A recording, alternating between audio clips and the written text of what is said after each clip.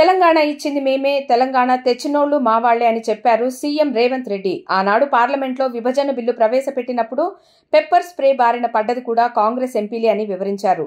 ఈ రోజు తెలంగాణ అసెంబ్లీలో నీటిపారుదల రంగంపై ప్రభుత్వం విడుదల చేసిన శ్వేతపత్రం మాటల యుద్ధానికి కారణమైంది. తప్పంతా గత ప్రభుత్వానిదేనంటూ కాంగ్రెస్ నేతలు ఆరోపణలు గుప్పించారు. అబద్దాల శ్వేతపత్రంలో కాంగ్రెస్ ప్రభుత్వం ప్రజల్ని మభ్యపెడుతోందని హరీష్ రావు బదులిచ్చారు.